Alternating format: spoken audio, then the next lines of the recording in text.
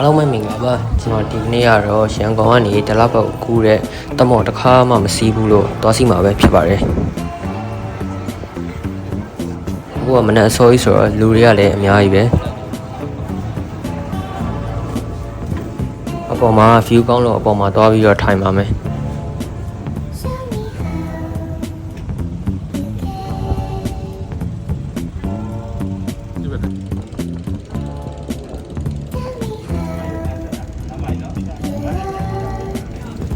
ဒါကတော့ပြီးကန်ကြီးဖြစ်နေပြီဖြစ်တဲ့တလတရာကြီးရဲ့ view ပဲဖြစ်ပါတယ်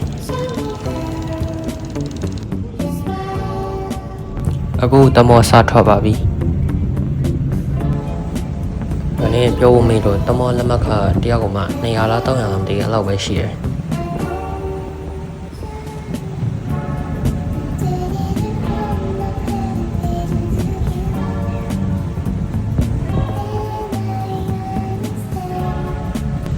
ဒါကတော့ဒလဘတ်ချောင်းမြင်နေရတဲ့ view ပဲဖြစ်ပါတယ်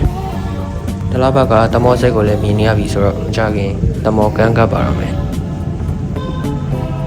ဟိုဘက်ကန်နဲ့ဒီဘက်ကန်ကိုကူတာအများဆုံး15မိနစ်လောက်ပဲကြာတယ်အခုသွားတာဘာမှမပလန်ထားဘဲနဲ့ဒီတိုင်းသွားတာဆိုတော့ဘာမှတော့ထူထူတိတ်မပါဘူးဒီတိုင်းတမောစီးပြီးတော့ပြန်လာခဲ့တာပါနောက်ဆုံးတော့ဒလဘတ်ကိုရောက်ရှိပါပြီကျွန်တော်တမောပေါ်ကနေတော့မစင်းတော့ဘူးဒီတမောနဲ့ပဲမြို့ရဲဘက်ကိုသွားတာကိုပြန်ပြီးတော့လိုက်သွားပါမယ်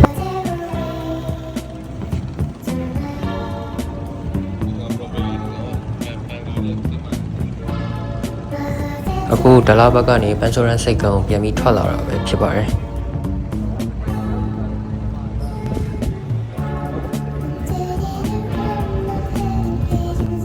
ဒရာကြီးပြီးသွားရင်ဒီလိုမျိုးတက်စီးပေးကြမယ်လို့တော့မထင်ဘူးအများစုကကားနဲ့ပဲသွားရမှာဆိုတော့